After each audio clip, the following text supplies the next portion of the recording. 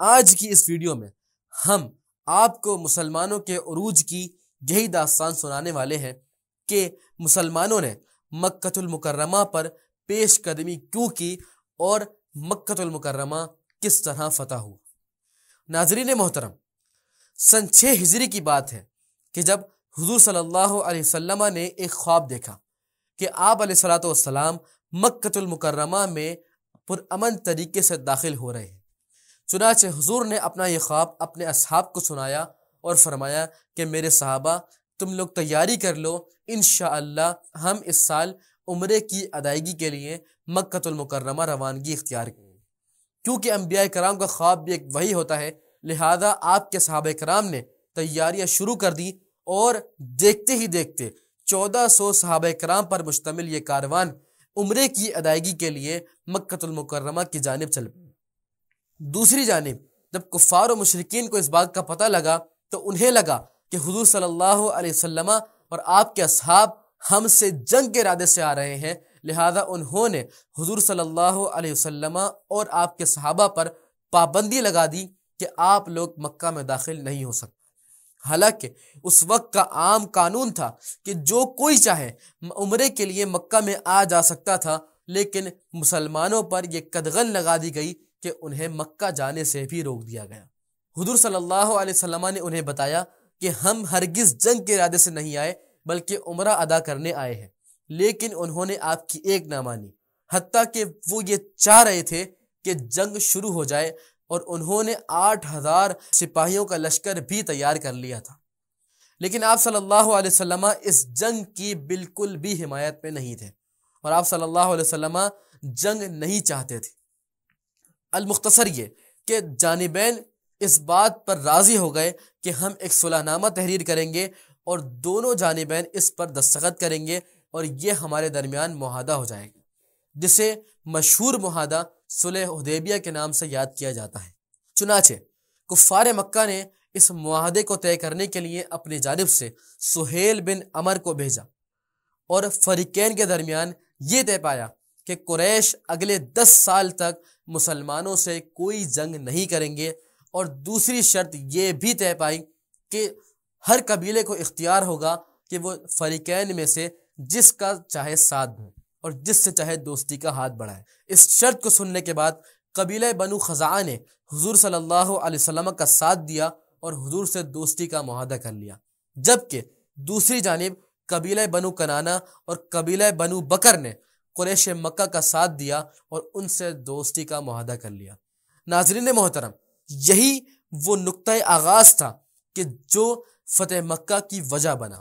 کیونکہ قبیلہ بنو بکر اور بنو کنانہ قبیلہ بنو خزاعہ کے دشمن تھے،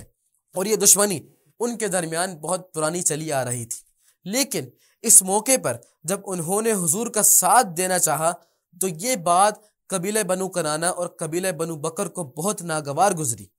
انہیں لگنے لگا کہ ہم نے حضور سے یہ معاہدہ کر کے صحیح نہیں کیا،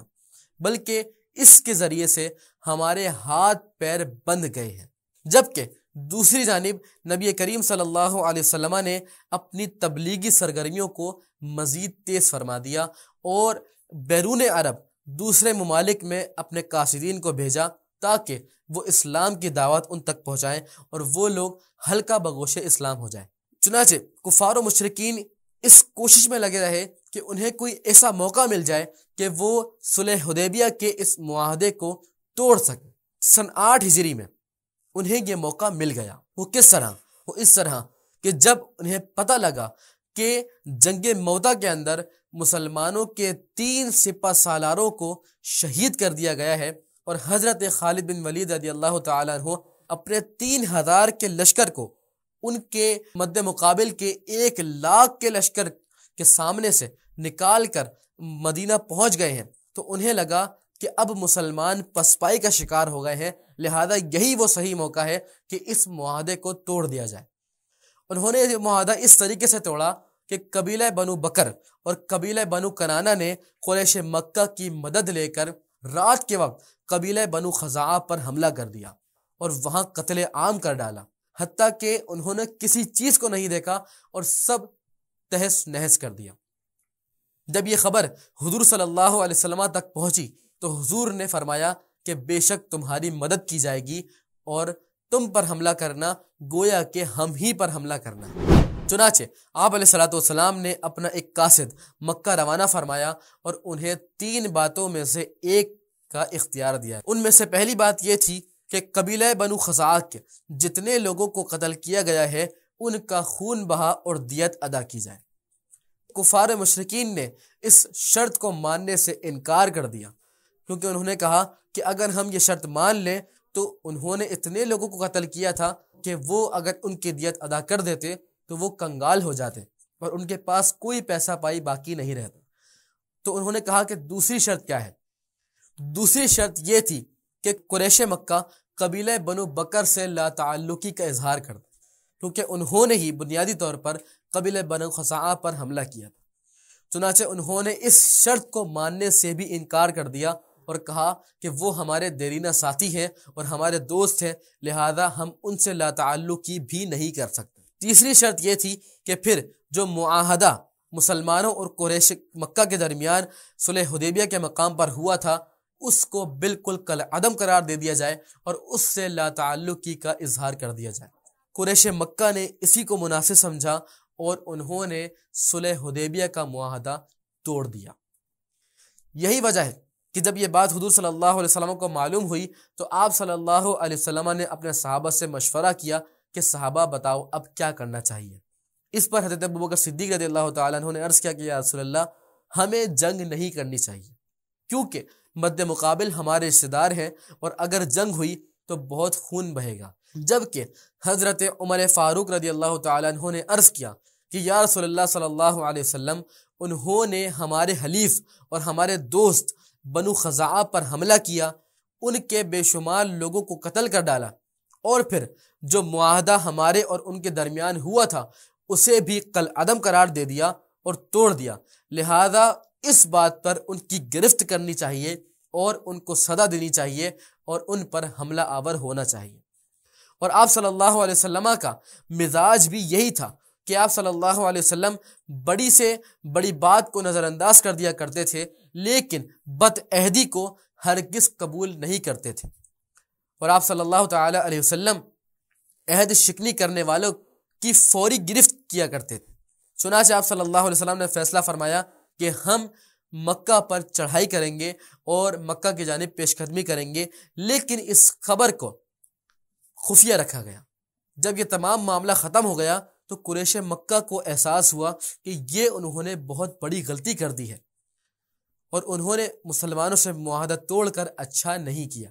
لہذا انہوں نے فوراً ابو سفیان کہ جو اس وقت تک ایمان نہیں لائے تھے انہیں حضور کی بارگاہ میں بھیجا کہ جائیے اور حضور سے کہیے کہ ہم معاہدہ توڑنا نہیں چاہتے بلکہ اسے مزید بڑھانا چاہتے ہیں۔ جب یہ حضور کی بارگاہ میں گئے تو حضور صلی اللہ علیہ وسلم نے ان سے پہلو تہی اختیار فرما لی اور ان کی بات پر توجہ نہیں دی۔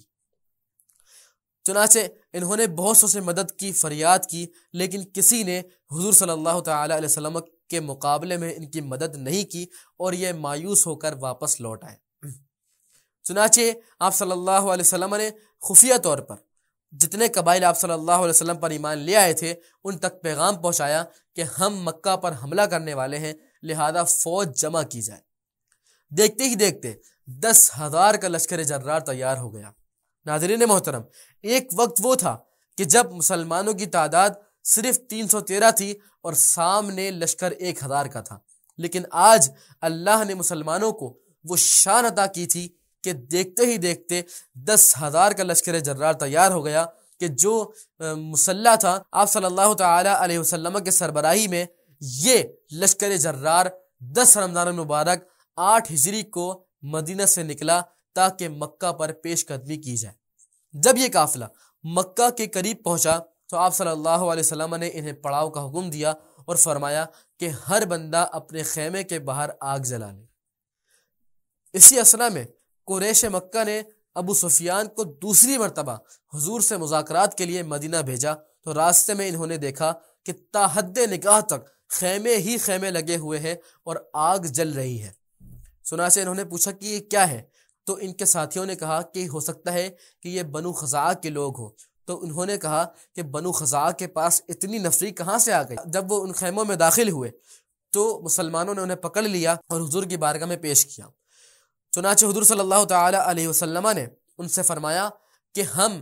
مکہ پر پیش قدمی کرنے کے لیے آئے ہیں۔ چنانچہ حضرت ابو سفیان حضرت عباس رضی اللہ تعالی عنہ کی امان میں تھے، لہذا انہیں کچھ نہیں کہا گیا، لیکن پھر اس کے بعد وہ ایمان لے آئے اور حضور صلی اللہ تعالی علیہ وسلم نے ان کے ایمان لانے پر انہیں یہ اعزاز عطا فرمایا کہ اے ابو سفیان، جو شخص تمہارے گھر میں داخل ہوگا اسے امان ہے۔ تو آپ نے عرض کی کہ یا رسول اللہ صلی اللہ علیہ وسلم، میرا گھر تو چھوٹا سا ہے، اس میں کتنے لوگ آ سکیں گے؟ تو حضور نے فرمایا کہ اے ابو سفیان، جو شخص حرم میں داخل ہوگا اسے بھی امان ہے۔ تو کہا یا رسول اللہ، حرم میں بھی کتنے لوگ آ سکیں گے؟ تو کہا کہ جو شخص اپنے گھر کا دروازہ بند کر لے گا اسے بھی امان ہے۔ دیکھیے، اس موقع پر بھی آپ صلی اللہ تعالی علیہ وسلم نے بھرپور رحمت کا مظاہرہ فرمایا اور انہیں کتنی سہولت دے دی کہ جو لوگ مزاحمت نہ کریں ان کے لیے امان ہی امان ہے، کیونکہ اسلام امن کا درس دیتا ہے اور اسلام بدعہدی کرنے والوں کو سبق سکھانے کا بھی درس دیتا ہے۔ لہذا آپ صلی اللہ علیہ وسلم نے ان دونوں باتوں کو پیش نظر رکھا اور اپنے مجاہدین کو یہ تاکید فرما دی کہ جب تک کوئی شخص تم پر حملہ نہ کرے اپنی تلواریں نیام سے باہر مت نکالنا۔ 10,000 کے لشکر کو 4 گروہ پر تقسیم کر دیا گیا اور آپ صلی اللہ علیہ وسلم نے حکم فرمایا کہ مکہ میں 4 الگ الگ راستوں سے داخل ہوا جائے۔ 3 دستے بخیر و عافیت حرم تک پہنچ گئے، جبکہ 14 دستہ کہ جس کی قیادت حضرت خالد بن ولید رضی اللہ تعالیٰ عنہ فرما رہے تھے، انہیں وہاں پر کچھ جھڑپ کا سامنا ہوا۔ کچھ اوباش لڑکے ان کے مد مقابل آ گئے اور انہوں نے تلواریں نکال لی، تو اس پر حضرت خالد بن ولید رضی اللہ تعالیٰ عنہ نے ان کی سرکوبی کی اور پھر وہ بھی حرم تک پہنچ گئے۔ اور اس وقت حرم میں آپ صلی اللہ تعالی علیہ وسلم کے سامنے وہ کفار و مشرکین کہ جنہوں نے ایک وقت میں آپ صلی اللہ علیہ وسلم پر اوجڑی پھینکی، آپ صلی اللہ علیہ وسلم کو تکلیف پہنچائی، آپ صلی اللہ علیہ وسلم کے بارے میں معاذ اللہ ہذیان بکے اور آپ صلی اللہ تعالی علیہ وسلم کو مدینہ المنورہ میں بھی چین سے نہ بیٹھنے دیا، وہ کفار و مشرکین آج سر جھکائے کھڑے تھے اور کانپ رہے تھے کہ پتہ نہیں ہمارے ساتھ اب کیا ہوگا۔ حضور نے ان سے پوچھا کہ اے کفار و مشرکین، تم ہی بتاؤ کہ تمہارے ساتھ کیا معاملہ کیا جائے؟ تو کفار و مشرکین نے عرض کیا کہ یا رسول اللہ، آپ تو نبی الرحمت ہیں، لہذا آپ سے رحمت ہی کی امید ہے۔ تو حضور صلی اللہ تعالی علیہ وسلم نے فرمایا کہ میں آج تمہیں وہی کہوں گا تو یوسف علیہ السلام نے اپنے بھائیوں سے کہا تھا کہ لا تثریب علیکم اليوم،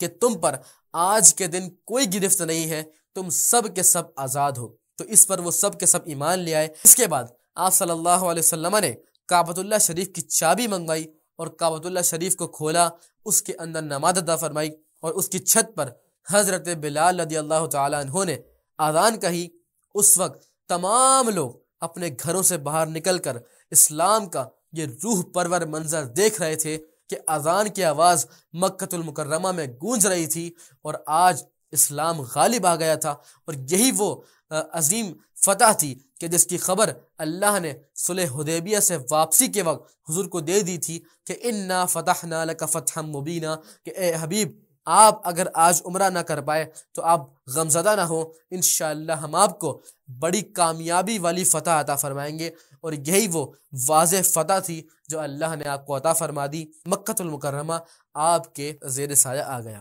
ناظرین محترم، امید ہے کہ آپ کو ان واقعات سے بہت کچھ جاننے کو ملا ہوگا۔ اگر آپ ایسی ہی ویڈیوز دیکھنا چاہتے ہیں تو ہمارے چینل کو سبسکرائب کریں اور ہمارے فیس بک پیج کو لائک کر دیں۔ بہت شکریہ۔ السلام علیکم ورحمۃ اللہ۔